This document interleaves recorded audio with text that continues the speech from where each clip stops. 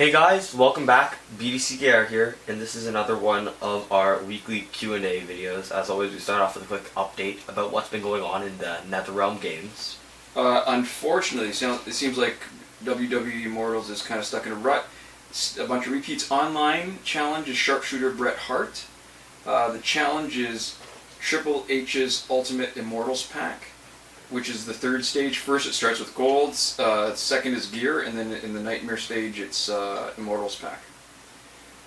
And in Injustice, we've got Amy Kami Catwoman as both the challenge and the early access pack. We have Cassandra Cain Batgirl as the online reward for one more day before the next season starts. And the Survivor gear is the League of Assassins gear.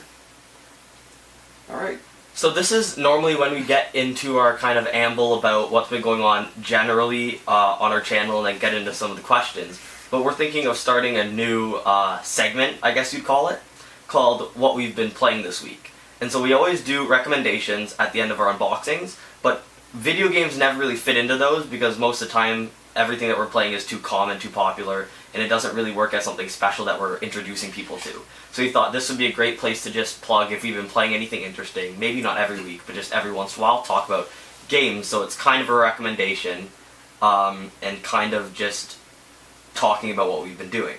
So this week we've played a really interesting story game called Her Story. So basically you are looking through a police database, looking through a bunch of clips, and you're figuring out like a murder mystery. Yeah. So it's really interesting. It's really innovative. It's really well. Alright, besides the fact that it's well done, because obviously it can't be just a concept, because conceptually, just coming up with a cool idea isn't always enough. But I think, without going into too much in the way of spoilers, games in my mind always, not always, but when they try to come up with some sort of semblance of free will, like you actually have some freedom to do different things, either there's a real limit to what you can actually do, or it's just a trick. Right, exactly. Yeah. And what I love about Her Story is it's working within the confines of the fact that you've got a limited number of possibilities, but the story actually makes sense. Yeah. I don't know, without spoiling, I don't know if I can say too much, but it is, in a lot of ways, a perfect kind of game. And I guess if you play it, you'll understand what I mean. Because it's 7 different interviews broken up into really short sound bites, and you look things up and find it. But anyways, it's a really good game. It's only like $6 something on Steam, not on sale, so that's really great. And a YouTuber that we watched recently did a review of that. If you want to learn a little bit more about it, see a little bit of gameplay, we'll link to that in the description. So anyways, let us know in the comments what you think about what we've been, our new segment, and if you want us to keep doing it, if you think it's a good idea. Or if you don't care either way, we'll probably continue to do it, hopefully. Anyways, we can move on now to the kind of Q&A part of the video. Oh, actually, even before that, just a reminder, we'll be away from the internet for 2 weeks, starting on the 20th of July. If we can plan well, we might film something and schedule it to post while we're away, and if we're not that organized, we'll be back in 2 weeks after that. So, here's the thing, please help each other out while we're away. If someone in the comments needs your help, please share some of your expertise. There's a good chance that we won't be able to respond to all the comments that are going to accumulate while we're away. So if you have a question that really needs our attention, you might want to ask again when we're back, and that's again July 20th. So we're going to have one more update, probably before we are incommunicado without very little internet access. Okay. So our first question of the video comes from Ben Rivera, and they say, I have a question for the next Q&A maybe. Do you think it would be a good idea to equip the Riddler staff, charged discs, and maybe LexCorp chest plates on Dawn of Justice bats? Would the chances of either blinking, evading, or reflecting stack? Okay, so the broader question, it's of all the different effects, the only thing that doesn't stack is healing. So yeah, that would actually work. You could have all those effects stacking. Alright, so here's the thing. If effects do stack, they don't always stack the way you'd expect. So, for example, if we're talking, say, crit chance, if you've got one gear that gives you 45% crit chance on basic attacks, and something else that gives you 45% crit chance on basic attacks, you don't get 90%. They actually process independently, so the chance of each basic hit critting from either one of the gear is 100% minus the chance that neither crits. So, which is the same kind of thing. It's the same thing that happens when you roll 2 dice, right? What's the chances of getting any given number? It's a chance that you're getting. It's 100% minus it's the opposite of chance chance of not getting either. So in our example, it's basically you take 100% and you take away. All right, so the balance of 45 is 55, right? So 55% of 55%, you take that away from 100%, which is basically 100 minus 30.25%. So you have a 69.75% crit chance of each basic hit if you've got 2 pieces of gear that give you 45% each. Now, the only qualification to this is that the crit chance you get from augmentation seems to work a little differently. The crit chance of augmentations, when combined with the crit chance of gear, seems to process at a higher rate than you would expect if they were just independent like we illustrated here. So that makes us suspect that the crit chance from augmentations does really just add on to the gear crit chance calculation.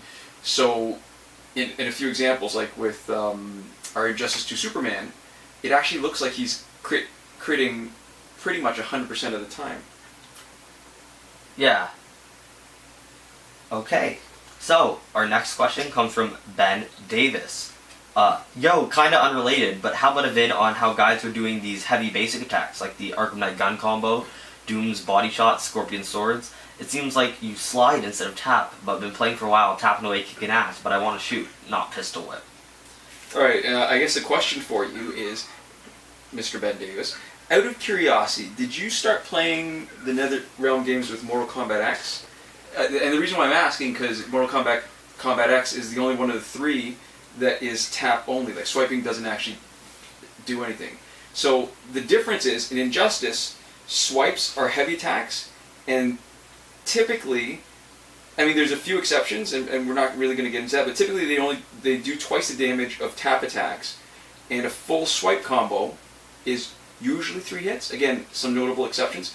Taps are lighter attacks, and the combo is also 3 hits, but the combo ender, which doesn't always happen, is often 1 hit that is as hard as a heavy hit.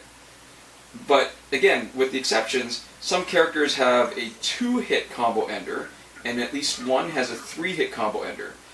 So if you want to decide whether you're going to do swipe or tap attacks, it depends on the character, especially if they're one of the unusual ones that has a multi-hit combo ender. So an example of that would be Joker. Right. He has the double knife slash. I'm Nightwing? saying Deathstroke. I believe Nightwing does, doesn't he? Yeah, he does. He has a double hit. And so those are really good candidates for the gear that has an effect that triggers on the combo ender, because typically the effect triggers on a combo ender and they have a 2-hit combo ender, it'll trigger twice. Sorry, I'm just thinking he does Harley Quinn also? I think she does. No? Arkham Knight Harley Quinn might. I'm not exactly sure what I'm thinking of. Never mind. So the other thing it should depend on is how easy it is for that character to chain combos together. So chaining meaning that you hit the opponent over and over again without giving them a chance to hit back.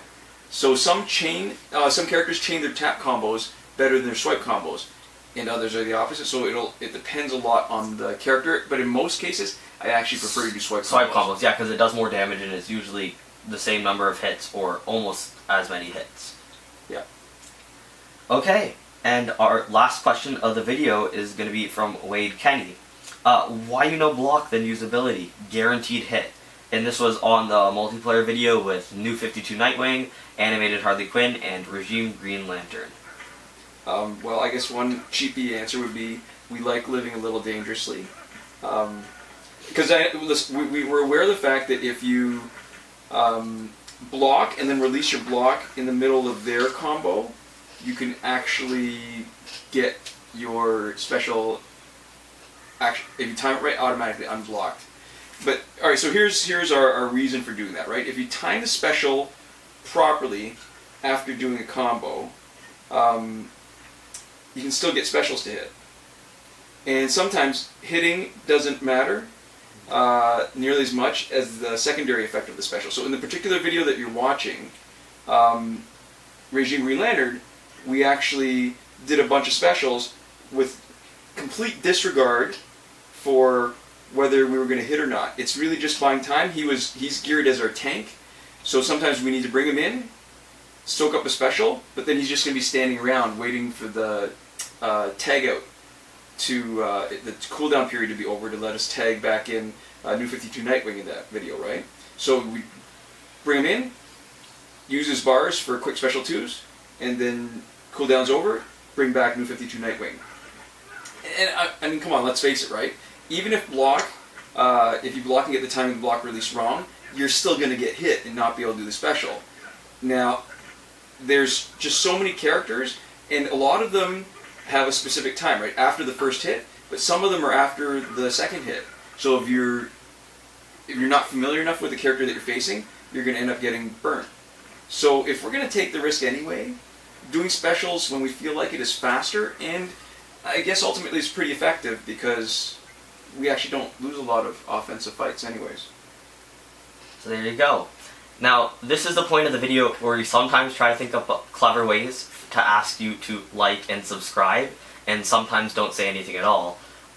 And this is all just a ruse. People don't actually want you to comment or share your opinion. They just want you to increase their revenue. But we're different. We actually we wanna hear what you guys think.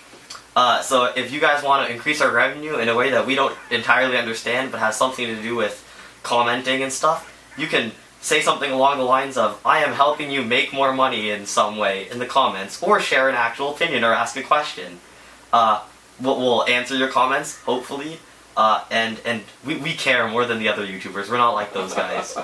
Anyways, thanks so much for watching. We'll see you guys next time. Komoda.